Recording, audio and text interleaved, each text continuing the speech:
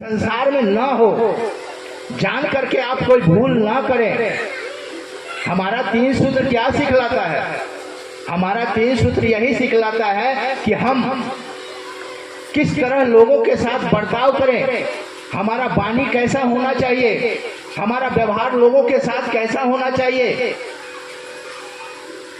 हमारा रहन सहन, हमारा खान पान कैसा होना चाहिए। यह तीन सूत्र हमको सिखलाता है।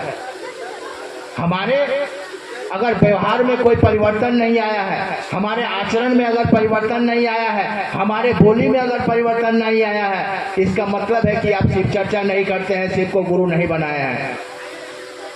जिन लोगों ने शिव को गुरु बनाया है उसके व्यवहार में परिवर्तन होना एकदम निश्चित है। जो शिव शिष्य की तरफ जा रहे हैं उनके जीवन में परिवर्तन एकदम निश्चित है। लेकिन आज 10 साल, 15 साल, 20 साल शिव को गुरु बनाए हुए हो गया है, लेकिन हमारे वाणी में किसी भी तरह का कोई बदलाव नहीं आया है। जब आए तब आए, किसी को भी गाली दे देते हैं, किसी को भी दुर्वचन कह देते हैं, किसी से भी झगड़ा कर लेते हैं, किसी से लड़ाई कर लेते हैं। बताइए, ये शिव शिष्यता का आचरण है? क्या हम शिव शिष्य बन पाए हैं? कभी अपने गिरेबान में झांक करके देखिएगा कि शिव शिष्य अगर हम हैं तो हमारे आचरण कैसा है, हमारा व्यवहार दूसरे लोगों के प्रति कैसा है। खुद सोचिएगा बैठ करके, तब ना समझ आएगा कि हम शिव शिष्य हुए हैं कि नहीं हुए हैं।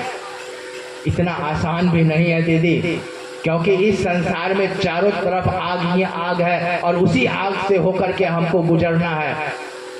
वो आग हमको भी ना लगे और उस आग से जहां तक हो सके लोगों को भी बचा सकें। इतनी दया महादेव की मेरे ऊपर होना चाहिए। आपका भाव अगर उस महादेव के साथ प्रबल होगा, आपका भाव उस महादेव के साथ अगर ताकतवर होगा, तब ना महादेव आपको अपने रास्ते पर लेकर के चलेंगे, तब ना आपकी बातों को वो महादेव सुनेंगे। वो आपके बातों को क्यों सुनेंगे, आपके मन की इच्छाओं को वो क्यों सुनेंगे जब आप उनका काम नहीं कीजिएगा। एक साधारण सा छोटा सा एक परिवार में माँ बाप रहता है, बच्चा उनका रहता है, लेकिन जो बच्चा अपने माँ बाप का आज्ञाकारी होता है, बाप भी उसी का सुनता है, माँ भी उसी की सुनती है। इस संसार में आपके और हमारे तरह बहुत सारे लोग हैं, किसको किसको महादेव देखते फिरेंगे, लेकिन हमारा ध्यान, हमारा मन उस महादेव को अपनी तरफ आकृष्ट करने की जो कला तीन सूत्र मिला है वो तो हम करते ही नहीं हैं। महादेव हमको क्यों देखेंगे? क्या जरूरत पड़ा है कि महादेव हमारे ऊपर देखेंगे, हमको अपना बनाएंगे? क्लास में तो बहुत सारे बच्चे रहते हैं, बहुत सारे बच्चे पढ़ने के लिए स्कूल में आते हैं, लेकिन क्या टीचर सबको पहचानता है? टीचर उन्हीं बच्चे को पहचानते हैं जो बच्चा उनका होमवर्क करके लाता है। टीचर उसी को खोजता है जो उनका होमवर्क करता है, लेकिन जो बच्चा होमवर्क करके नहीं लाता है, टीचर उसको पहचानते भी नहीं हैं और उसकी बातें भी नहीं करते हैं। लेकिन जो बच्चा होमवर्क करके लाता है, अगर वो बच्चा स्कूल में नहीं आता है तो उसकी खोज भी शिक्षक करते हैं।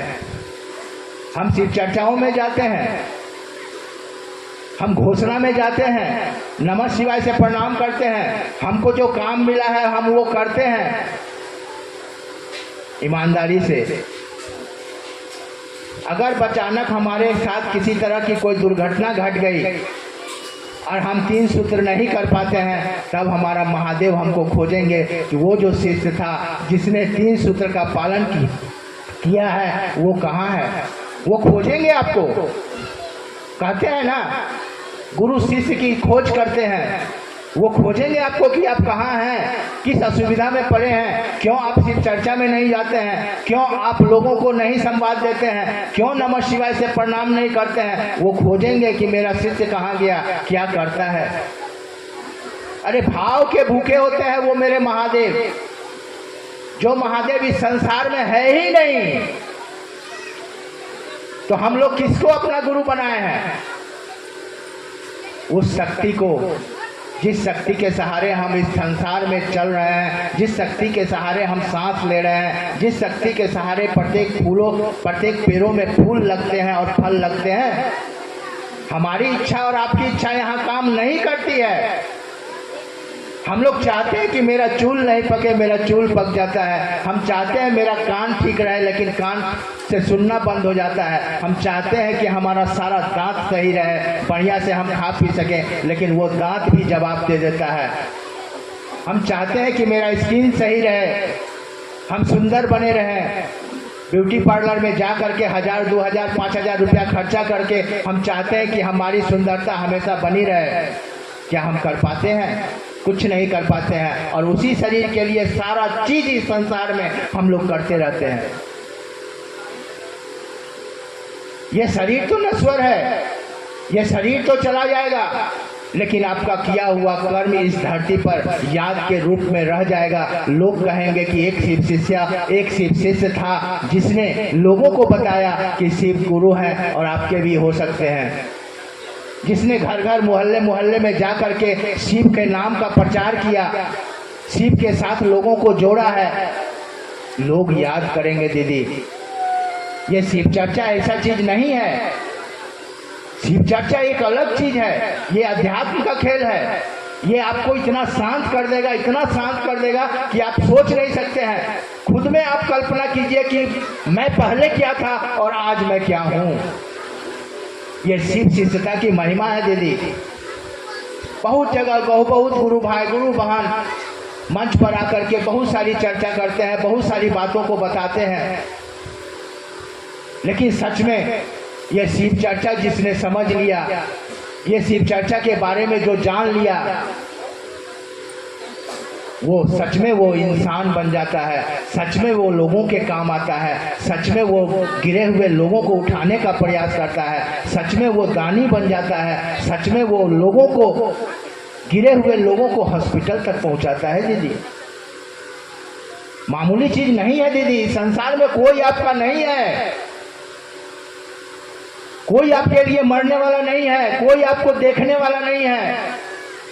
जिस पर हम लोग नाच करते हैं कि मेरा पति हमको देखेगा, मेरा भाई देखेगा, मेरा बच्चा देखेगा, कोई किसी का नहीं किसी को देखने वाला है।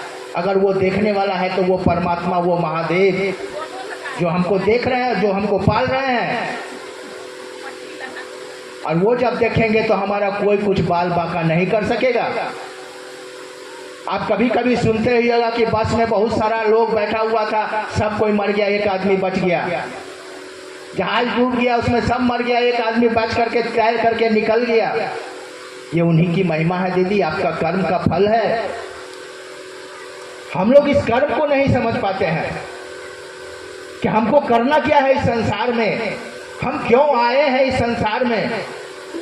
क्या हम खाने पीने, घर बनाने, बना लीजिए ना 4 कट्ठा 5 कट्ठा 6 कट्ठा में अपना घर बना लीजिए ना, क्या होगा उससे। घर बना करके आप इस घर को छोड़ करके इस संसार से चले जाइएगा, बताइए क्या रहेगा, क्या साथ आपके जाएगा।